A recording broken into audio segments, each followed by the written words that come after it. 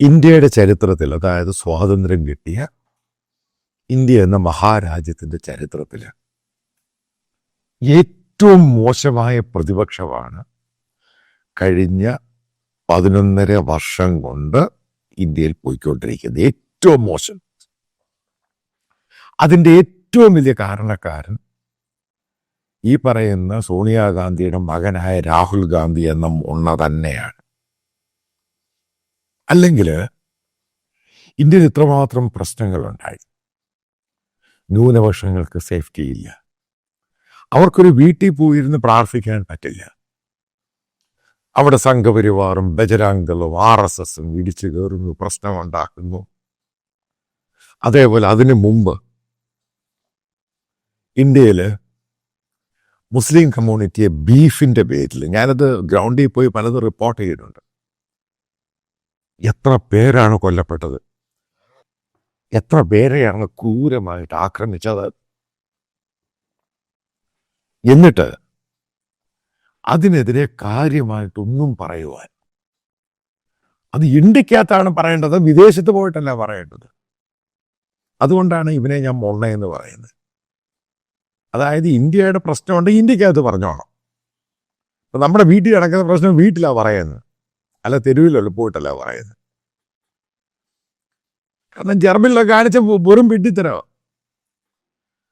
കാരണം ഇവനെ അറിയത്തില്ല ഇതൊന്നും. കാരണം എൻ്റെ പ്രായമാണ് രാഹുൽ ഗാന്ധിക്ക്. അതാണ് ഇന്ത്യ നേരിടുന്ന ഏറ്റവും വലിയ വെല്ലുവിളി. അല്ലാതെ ഇതിനകത്ത് നമ്മൾ ഒരു പരിധിവരെ മോദിയും BJPയും കുറ്റം പറയും. ഇത് പറയാനൊരു പ്രതിപക്ഷത്തിൻ്റെ പ്രോപ്പറായിട്ട് ലീഡേഴ്സും പാർട്ടിയും വേണ്ട. അതിൽ പൂർണ്ണ പരാജയം, സമ്പൂർണ്ണ പരാജയം.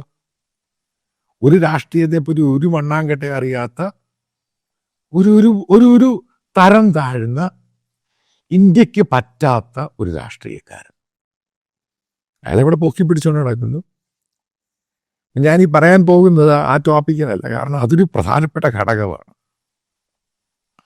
കാരണം പ്രതിപക്ഷമാണ് ഇവിടെ പല പ്ലാറ്റ്ഫോമിൽ, ഇന്ത്യക്കകത്ത്, പുറത്തല്ല ഇന്ത്യക്കകത്ത്, ഈ പ്ലാറ്റ്ഫോമിൽ അത് പറയുമ്പോഴാണ് ഭരിക്കുന്ന പാർട്ടികൾ പലതും തിരുത്തി അവർക്ക് വന്നിരിക്കുന്ന തെറ്റുകൾ ചൂണ്ടിക്കാണിക്കുമ്പോൾ അത് നേരായ രീതിയിൽ കൊണ്ടുപോവുകയും ചെയ്യും. ബംഗ്ലാദേശ്, ഇന്ത്യ ഇഷ്യൂ, ഈ പാവം പിടിച്ച ഇന്ത്യക്കാർ, അതിനിവിടുത്തെ പ്രതിപക്ഷം മിണ്ടുന്നില്ല. അവനൊരു ഹിന്ദു ആയതിൻ്റെ പേരിൽ മാത്രമല്ലേ കൊല്ലപ്പെടുന്നത്. അവനൊരു ഹിന്ദു ആയതിൻ്റെ പേരിൽ മാത്രമല്ലേ ഢാക്കയിലും ചിറ്റഗോങ്ങിലും അവൻ്റെ വീടുകളും അവൻ്റെ കമ്മ്യൂണിറ്റിയും മുഴുവനും തീ വെക്കുന്ന, അവൻ്റെ അമ്പലങ്ങളെല്ലാം തീ വെക്കുന്നത്. അതിനിവിടുത്തെ പ്രതിപക്ഷവും ശക്തമായ രീതിയിൽ പ്രതികരിക്കണം. നോൺസെൻസ്, ഒന്നും പറയുന്നില്ല. ഞാനീ പറയുന്ന ഇവ മറ്റൊരു ഇഷ്യൂ, ഈ ഇഷ്യൂവായിട്ട് കണക്റ്റഡ് ആയിട്ട് മറ്റുള്ള ഇഷ്യൂ ആണ്. ഇപ്പം നാഷണൽ മീഡിയയും ടെലിവിഷൻ ചാനലിലൊക്കെ, പിന്നെ ഗ്രാജുവലി അത് ഇൻ്റർനാഷണൽ ചാനലിലോട്ടും പോകും, ന്യൂസ് ഔട്ട്ലെറ്റുകളിലോട്ട് ഇത് പോകും. ഇന്ത്യയിലെ ക്രൈസ്തവർക്കെതിരെയുള്ള നിരന്തര ആക്രമണം. അതിനകത്ത് പല സുഹൃത്തുക്കളും എനിക്ക് മെസ്സേജ് അയച്ച്, ഇനി ഇന്ത്യയിൽ ചെയ്യാൻ പറ്റുമോ, അത് പറ്റുമോ, ഇത് പറ്റുമോ, ഞങ്ങൾ പൂർണ്ണമായിട്ടും കുടുംബമായിട്ടും മിഷണറി വർക്കാണ് ചെയ്യുന്നത്, പൂർണ്ണമായിട്ടും ചാരിറ്റി വർക്കാണ് ചെയ്യുന്നത്, ചെറിയ സ്കൂൾ നടത്തുന്നുണ്ട്, ചെറിയ ഡോക്ടറെയൊക്കെ വെച്ച് ആശുപത്രി ആൾക്കാർക്ക് ഫ്രീ ആയിട്ട് ഇത് കൊടുക്കുന്നുണ്ട്. അതിനകത്ത് ചെറിയ രീതിയിലുള്ള പണം മാത്രമേ ഞങ്ങൾക്ക് കിട്ടുകയുള്ളൂ, അതുപോലും ഞങ്ങൾക്ക് നടത്താൻ സാധിക്കും. ഇതൊക്കെ ചോദിച്ച് പല ആൾക്കാരും പേഴ്സണലായിട്ട് എനിക്ക് വാട്സപ്പ് മെസ്സേജും അല്ലാത്ത മെസ്സേജുകളൊക്കെ വരുന്നുണ്ട്. അപ്പം അതിന് അവർക്ക് വേണ്ടിയാണ് ഈ വീഡിയോ ഞാൻ ചെയ്യുന്നത്. നിങ്ങൾ ആദ്യം മനസ്സിലാക്കേണ്ടത്, നിങ്ങൾ കണ്ടിരുന്ന ഒരു 15-20 വർഷം മുമ്പുള്ള ഇന്ത്യ അല്ല ഇന്നത്തെ ഇന്ത്യ. ആ ഇന്ത്യ മാറി. അപ്പം ആ ഇന്ത്യ മാറിക്കഴിഞ്ഞപ്പോൾ നാച്ചുറലായിട്ട് അതിനെ സപ്പോർട്ട് ചെയ്യുന്ന പൊളിറ്റിക്കൽ പാർട്ടി അവരും പൂർണ്ണമായിട്ടും മാറും. അപ്പം അവർക്കൊരു പൊളിറ്റിക്കൽ ലക്ഷ്യമുണ്ട്, വോട്ടിൻ്റെ സ്റ്റെബിലിറ്റി ഉണ്ട്. അതായത് ഹൈന്ദവ ഭൂരിപക്ഷമായ സംഭവം വളരെ മെച്ചമായ രീതിയിൽ കൊണ്ടുപോവുക, അതായത് ഒരു വലതുപക്ഷ ഹിന്ദു രാഷ്ട്രമാക്കി ഇന്ത്യയെ മാറ്റുക. ഇതാണ് അജണ്ട. അതായത് വലതുപക്ഷ ഹിന്ദു മത രാഷ്ട്രമായിട്ട് ഇന്ത്യയെ മാറ്റുക. ഒരു കാര്യം ഞാൻ പറയാം, ഞാൻ ഇന്ത്യ ശരിക്കും ട്രാവൽ ചെയ്തിട്ടുണ്ട്. ഇന്ത്യയെ പറ്റി എനിക്കൊരു നല്ലപോലെ കാര്യങ്ങൾ അറിയാം. എൻ്റെ സോഷ്യോളജിക്കൽ സ്ട്രക്ചറും ഡെമോഗ്രാഫിക് സ്ട്രക്ചറും ജിയോഗ്രഫിക്കൽ സ്ട്രക്ചറും ഒക്കെ വെച്ച് പറയാം. വരാൻ പോകുന്ന 1000 വർഷം കഴിഞ്ഞാലും ഇന്ത്യ ഒരു ഹിന്ദു രാജ്യമാകില്ല. നടക്കുന്ന കാര്യമല്ല അത്. കാരണം പ്രധാനപ്പെട്ട കാരണം ഇതിൻ്റെ അകത്തുള്ള കാസ്റ്റ് സിസ്റ്റം തന്നെയാണ്. കാസ്റ്റ് സിസ്റ്റം എത്രമാത്രം സ്ട്രോങ് ആവുന്നു, കാരണം അതിനെ ഇഗ്നോർ ചെയ്യാൻ, ഇവിടുത്തെ അപ്പർ കാസ്റ്റ് അതിനെ കംപ്ലീറ്റ് ആയിട്ട് അക്സെപ്റ്റ് ചെയ്യാൻ, അതായത് ഇതിനെ ഇഗ്നോർ ചെയ്തിട്ട്, കാസ്റ്റ് ഇഗ്നോർ ചെയ്തിട്ട് ഈ പറയുന്ന ബാക്ക്വേർഡ് ക്ലാസ്സിനെ അക്സെപ്റ്റ് ചെയ്യുന്നില്ല എങ്കിൽ ഒരു കാരണവശാലും ഹിന്ദു രാഷ്ട്രമാകത്തില്ല. ഇത് ഗ്രാജുവലി ഹിന്ദുക്കളുടെ ഭൂരിപക്ഷം കുറഞ്ഞ ഒരു രാജ്യമായിട്ട് മാറും. അതുകൊണ്ടാണ് ഇവർക്ക് ഭയം. ഭയം വെച്ചാൽ നല്ല ഭയമാണ്, ചെറിയ ഭയമല്ല, നല്ല ഭയമാണ്. പേടിച്ചിരിക്കും എന്താണ് അടുത്ത സംഭവിക്കുന്നത്. കാരണം അപ്പുറത്ത് ഭീം ആർമി ഭയങ്കരമായിട്ട് സ്ട്രെങ്തൻ ചെയ്യുന്നു. അപ്പുറത്ത് മറ്റൊരു പൊളിറ്റിക്കൽ ഫോഴ്സ് ഉണ്ടാവുകയാണ്. കാരണം കോൺഗ്രസിനെ കൊണ്ട് കഴിയുന്നില്ല. ഉറപ്പായിട്ടൊരു ഫോഴ്സ് ഉണ്ടാകും. ആ ഫോഴ്സ് എങ്ങനെ ആയിരിക്കും എന്ന് അൺപ്രഡിക്റ്റബിൾ ആണ്. അതേപോലെ ഇന്ത്യയുടെ റീജിയണൽ സിസ്റ്റം ഉണ്ട്. ഇപ്പോൾ തമിഴ്നാട്, ആന്ധ്ര, കർണാടക, നോർത്ത് ഈസ്റ്റേൺ സ്റ്റേറ്റുകൾ, ബംഗാൾ, അതേപോലെ റീജിയണൽ സ്റ്റേറ്റുകളുണ്ട്. ഈ സ്റ്റേറ്റുകളൊന്നും ഒരു കാരണവശാലും ഇന്ത്യ ഒരു ഹിന്ദു രാജ്യമാകണമെന്ന് പറഞ്ഞാൽ അവർ അക്സെപ്റ്റ് ചെയ്തില്ല, അത് വിട്ടുപോകും. അതായത് ഇന്ത്യ എന്ന് പറഞ്ഞാൽ യൂണിഫോമായിട്ട് ഒരു കൊടിയുടെ കീഴിൽ ഒറ്റ ഇന്ത്യ എന്ന് പറഞ്ഞ രീതിയിൽ അതിനെ ഹിന്ദു രാജ്യമാക്കാൻ നടക്കില്ല. അത് സമ്പൂർണ്ണ പരാജയം മാത്രമല്ല, നടക്കാൻ പോകുന്നേയില്ല. പിന്നെ ഈ കാണിക്കുന്നത് മുഴുവൻ ഗിമിക്സാണ്. അതായത് മനസ്സിലാക്കുക, ചലഞ്ചുകളുണ്ട്. പഴയ പോലെയല്ല, കേക്ക് വാക്കല്ല, ചലഞ്ചുണ്ട്. അതായത് നിങ്ങൾക്കിപ്പം പോയിട്ട് ഇപ്പോൾ വഴിയെ പോകുന്നൊരു വെള്ളം കുടിക്കാൻ ഒരാൾക്ക് ദാഹിക്കുന്നു. ആ ദാഹമുള്ള ഒരാൾക്ക് ഒരു ഗ്ലാസ് വെള്ളം നിങ്ങൾ കൊടുത്തു കഴിഞ്ഞാൽ അതുവരെ ചോദ്യം ചെയ്യപ്പെടും. വെള്ളം കൊടുത്തതിൻ്റെ പേരിൽ നിങ്ങളെ മർദ്ദിക്കാം. അത് വലിയ സംഭവമായി മാറ്റാം. കാരണം ഒരു ക്രിസ്ത്യാനിയായ നിങ്ങൾ അല്ലെങ്കിൽ ഒരു മുസ്ലിമായ നിങ്ങൾ ഒരു ഹിന്ദുവിന് ഒരു ഗ്ലാസ് വെള്ളം കൊടുത്തു. എന്തിനു കൊടുത്തു? റോഡിൽ ആക്സിഡൻ്റ് ആയിട്ട് അല്ലെങ്കിൽ അസുഖമായിട്ടൊരാൾ നിൽക്കുന്നു, അല്ല എവിടെയെങ്കിലും നിൽക്കുന്നു, കണ്ണ് കാഴ്ചയില്ലാത്ത കുട്ടികൾ, അവരെ കൊണ്ടുവന്ന് നിങ്ങൾ പഠിപ്പിച്ച് റീഹാബിലിറ്റേറ്റ് ചെയ്യാൻ ശ്രമിക്കുമ്പോൾ ഉറപ്പായിട്ടും അത് ചലഞ്ചാവും. ഇന്നത്തെ ഇന്ത്യയിൽ ചോദ്യം ചെയ്യാം. അതാണ് മധ്യപ്രദേശിൽ നടന്നത്. എന്തിനാണ് അഞ്ജു ഗർഗ് എന്ന് പറഞ്ഞ ഭാർഗവ എന്ന് പറഞ്ഞ സ്ത്രീ BJP നേതാവാണ്. ഒരു കാര്യം പറയും, ഇതൊക്കെ BJP-ക്കാരും ഇതൊക്കെ RSS-കാരുമാണ്. ബജരംഗ് ദൾ RSS ആണ്, BHP RSS ആണ്. ഇതിൻ്റെ മെയിൻ സംഘടന RSS ആണ്. അതിൻ്റെ ഭാഗങ്ങൾ മാത്രമാണ്. ഇതിനെല്ലാം ഒന്ന് തന്നെയാണ്. പല പേരുകളുണ്ടെന്നേ ഉള്ളൂ, അല്ലാതെ ചുമ്മാതെ ഈ പറയുന്നത്. കാരണം ഞാൻ ഈ സംഘടനയെ പറ്റി ഇവരുമായിട്ടൊക്കെ എനിക്ക് വെൽ സ്റ്റഡീഡാണ് ഈ ടോപ്പിക്. ഇവരുടെയൊക്കെ ആ BJP പറയാതൊന്നും അവരിതില്ലാതെ അഞ്ജു ഭാർഗവ എന്നും ഇതേപോലെ ബ്ലൈൻഡ് ആയിട്ടുള്ളൊരു കുട്ടികൾ പഠിക്കുന്നൊരു ഇൻസ്റ്റിറ്റ്യൂഷനിൽ പോയി ഇത്രയും പ്രശ്നമുണ്ടാക്കി അടിയും പിടിയും ഉണ്ടാകത്തൊന്നുമില്ല. പോലീസിനോട് പറഞ്ഞിട്ടായിരിക്കും അവർ പോയിരിക്കുന്നത്. ഇതാണ് യാഥാർത്ഥ്യം. ഞാൻ ഇങ്ങോട്ട് വരാം.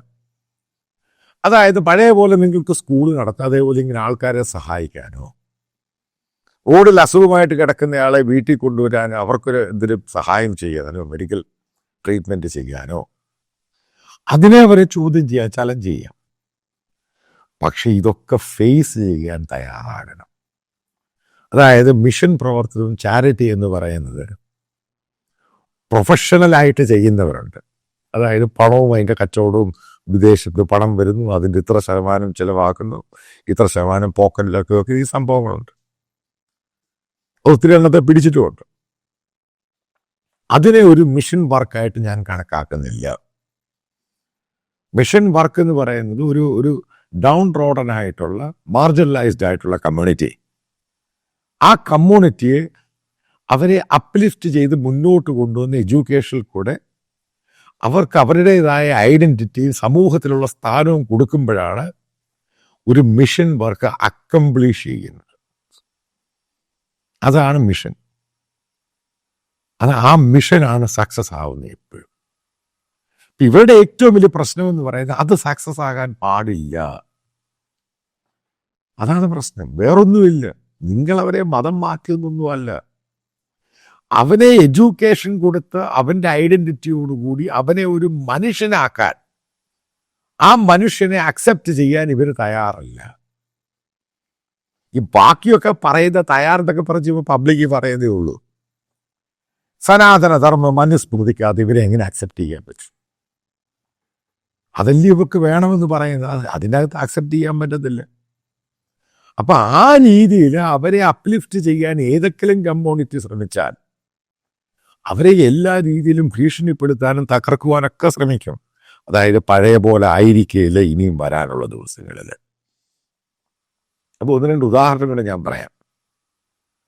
ഏറ്റവും ടഫായിട്ടുള്ള സ്ഥലങ്ങളിലാണ് മിഷണറി പ്രവർത്തനം ഏറ്റവും സക്സസ് ആയിട്ടുള്ളത്. ഏറ്റവും ടഫായിട്ടുള്ളിടത്താണ് ആ ടെറയിലും അവിടെയൊക്കെയാണ് മിഷണറി വർക്കുകൾ ഏറ്റവും സക്സസ് ആയിട്ടുള്ളത്. അതിന് ഏറ്റവും വലിയ ഉദാഹരണമാണ് ഇസ്ലാമിക രാജ്യമായിട്ട് പല അതായത് ഖുമൈനിയുടെ ഭരണം വന്ന ശേഷം അവിടെ എത്ര വർഷം എടുത്തു? ഏകദേശം 30-40 വർഷം എടുത്തുള്ളൂ. അവിടെ ഉണ്ടായ സക്സസ് എന്ന് പറയുന്നത് അത്രമാത്രം രൂക്ഷമായ അയൺ ക്ലാഡ് ഇരുമ്പ് രീതിയിലുള്ള ഭരണഘടനയും ഇസ്ലാമിക ഷിയ, അവിടെയാണ് ഈ പറയുന്ന ക്രിസ്ത്യൻ മിഷൻ പെനട്രേഷൻ ഉണ്ടായിരിക്കുന്നത്. അവിടുത്തെ പോലെ നിയമം കാഠിന്യം എവിടെയെങ്കിലും ഉണ്ടോ? ഇപ്പോൾ അവിടുത്തെ ക്രിസ്തുമസ് ആഘോഷം ഭയങ്കരമാണ്. ചരിത്രത്തിൽ ആദ്യമായിട്ട് അലി ഖമൈനി, അതായത് അവിടുത്തെ ഖമൈനി ക്രിസ്തുമസ് വിഷ് ചെയ്യാൻ വേണ്ടി അവിടെ ഒരു വീടുകൾ, ക്രിസ്ത്യാനികളുടെ വീടുകളിൽ പോകുന്നു. അതാ മാറ്റം. ഞാൻ പറഞ്ഞു മനസ്സിലായി, അതാണ് മാറ്റം. ആ മാറ്റം ഇറാനിൽ കൊണ്ടുവന്നിട്ടുണ്ട് എങ്കിൽ, അതേപോലെ ഏറ്റവും ടഫായിട്ടുള്ള മറ്റൊരു രാജ്യമാണ്, ഏറ്റവും കൂടുതൽ പെർസിക്യൂഷനുള്ള സ്ഥലമാണ് പാകിസ്ഥാൻ. നിങ്ങൾ പാകിസ്ഥാനിലെ സോഷ്യൽ മീഡിയ അവിടുത്തെ ക്രിസ്ത്യൻ മിഷണറിയെ പറ്റിയൊക്കെ എടുത്ത് വായിച്ചൊക്കെ നോക്ക്. അവിടെ ബ്രേക്ക് ചെയ്തു. ഈ ഐസുകളൊക്കെ അവിടെ ബ്രേക്ക് ചെയ്തു.